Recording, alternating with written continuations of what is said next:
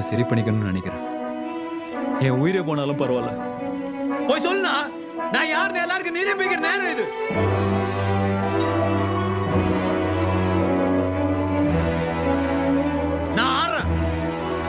Hello medicos and parents, welcome to NEET crackers Tamil.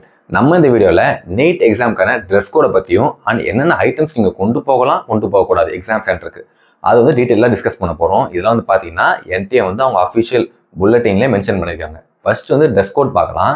For both boys and கேர்ள்ஸ்க்கு காமனாக என்ன mention பண்ணியிருக்காங்கன்னா, heavy மெட்டீரியல்ஸை அவாய்ட் பண்ணிக்கோங்க. ஹெவி மெட்டீரியல்ஸ்னால் லைக் ஜீன்ஸ், மிக்ஸ்டு ஜீன்ஸ் மாதிரி இருக்குது, கொஞ்சம் திக், இந்த உள்ளன் கிளாஸ்லாம் ரொம்ப திக்காக இருக்கும், அந்த மாதிரிலாம் நீங்கள் போடாதீங்கன்னு சொல்லியிருக்காங்க.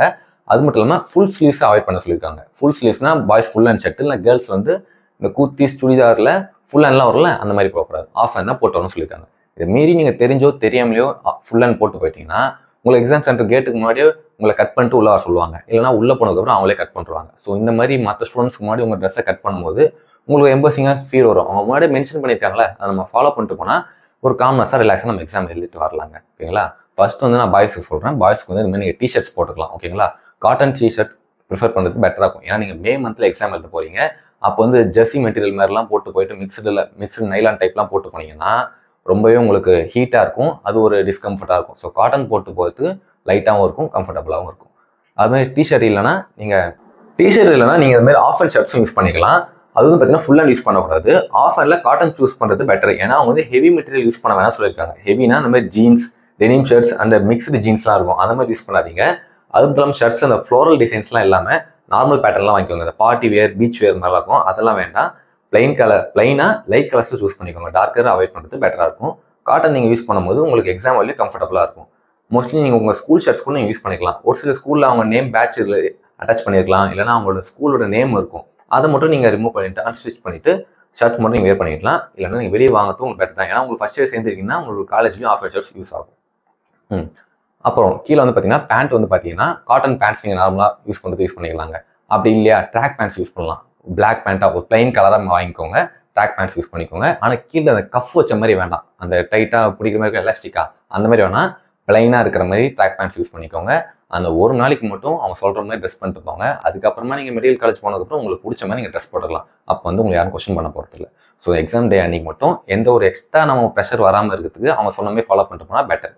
கேர்ள்ஸை பொறுத்த வரைக்கும் ஆஃப் அண்ட் தாங்க போகணும். குர்த்தியா சுடிதார் மெட்டீரியல்ஸ் இந்த மாதிரி யூஸ் பண்ணிக்கலாம். கீழே வந்து நீங்கள் காட்டன் பேண்ட்ஸ் போட்டுக்கலாம், அப்படி இல்லைனா நீங்கள் ட்ராக் பேண்ட்ஸ் கூட போட்டுக்கலாம். ஓகேங்களா? பிளைனாக இருக்கிற மாதிரி வாங்கி போட்டுக்கோங்க. ஃபுல் ஸ்லீவ்ஸ் போடக்கூடாது. அப்புறம் ஷால்லாம் வந்து போடக்கூடாதுங்க. அப்புறம் வந்து பார்த்தீங்கன்னா மற்ற என்னென்னு பார்த்தீங்கன்னா கேர்ள்ஸ் வந்து பார்த்தீங்கன்னா ஃப்ரீயாக விடுறதுக்கு பதிலாக ஒரு பேண்ட் வாங்கி நீங்கள் போட்டுக்கணும். ஓகேங்களா? கிளிப்லாம் போடக்கூடாது.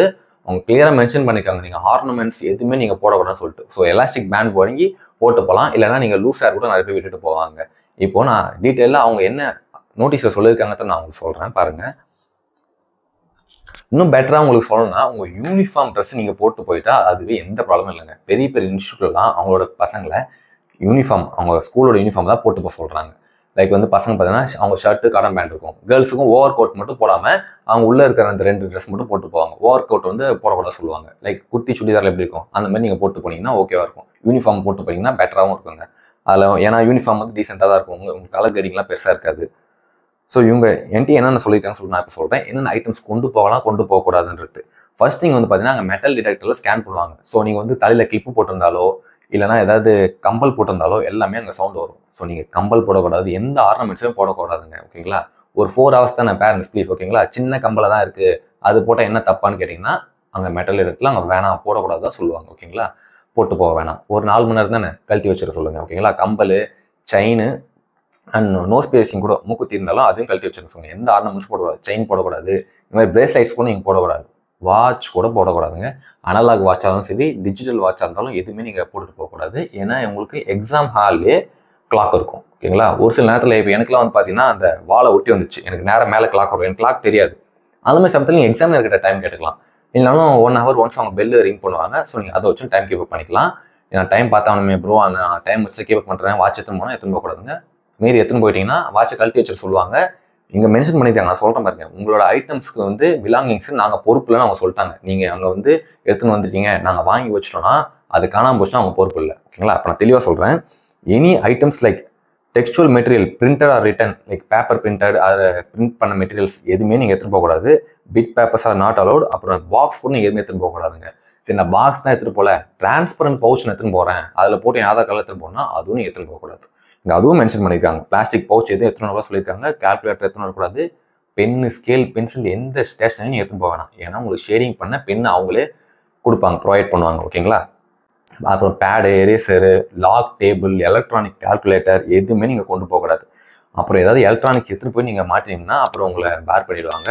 எந்த ஒரு மைக்ரோஃபோன், சின்ன மொபைல் தெரியாமல் எடுத்துன்னு போயிடுவாங்க. என் ஃப்ரெண்டே சொல்லியிருக்காங்க, எக்ஸாம்பிளுக்கு தெரியாமல் நான் ஃபோன் எடுத்துன்னு போயிட்டா போய் பாயத்தில் கொடுத்துட்டு போகணும்னு சொல்லிட்டு. ஸோ அந்த மாதிரி நீங்கள் போகிறதுக்கு முன்னாடி நல்லா செக் பண்ணிக்கணும். எந்த ஒரு எலக்ட்ரானிக் ஐட்டம்ஸும் உங்கள்கிட்ட இருக்கக்கூடாது. எக்ஸாம் போகிற மாதிரி ஃபோன் வச்சு படிச்சுட்டு இருந்திருப்பீங்க, பல வருஷத்தில் பாக்கெட்டில் போட்டு நீங்கள் போயிட்டு இருப்பீங்க, தெரியாமல் தான் போவீங்க. அதுதான் முன்னாடி செக் பண்ணிக்கணும். ஓகேங்களா? அப்புறம் பெல்ட்டு கூட இப்போ நீங்கள் போடக்கூடாதுங்க. நீங்கள் பெல்ட்டில் என்ன ப்ரோப்னா போட்டோம்னா கழட்டி வச்சு போகணும். நான் பார்த்துருக்கேன், முன்னாடி பசங்க நிறைய பேர் பெல்ட் போடுவோம்னா கழட்டி அப்படி தான் வச்சுட்டு போக சொல்லுவாங்க.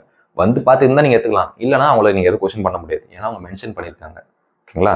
அப்புறம் bracelet, camera, watch, ornaments, metallic items எதுவுமே இருக்கக்கூடாதுங்க. முக்கியமாக நான் என்னோட எக்ஸாம் சென்டரில் சில்வர் அரைநான் கயிறு, ஓகேங்களா, அரைநான் கயிறு சில்வரில் போடுவாங்கல்ல, அதை கூட கழட்டி வைக்க சொன்னாங்க. ஸோ நீங்கள் நிறைய பேர் சில்வர் அரைநான் கயிறு போட்டிருப்பீங்க, அதை வந்து பார்த்தீங்கன்னா ரிமூவ் பண்ணிவிடுங்க. ஓகேங்களா? எக்ஸாம் அன்றைக்கி ஒரு நாளைக்கு மட்டும் ரிமூவ் பண்ணி வச்சுருங்க. ஓகேங்களா? அதை மீறி நீங்கள் போட்டு பண்ணிங்கன்னா அங்கே சவுண்ட் வரும். அப்புறமா போயிட்டு வெளியே வந்து கழட்டி கொடுத்துட்டு போக சொல்லுவாங்க. அங்கே போய் எல்லாரும் முன்னாடி கழட்டி கொடுக்குறதுக்கு வீட்டிலே கழட்டி வச்சுட்டு போயிடுங்க. சரிங்களா?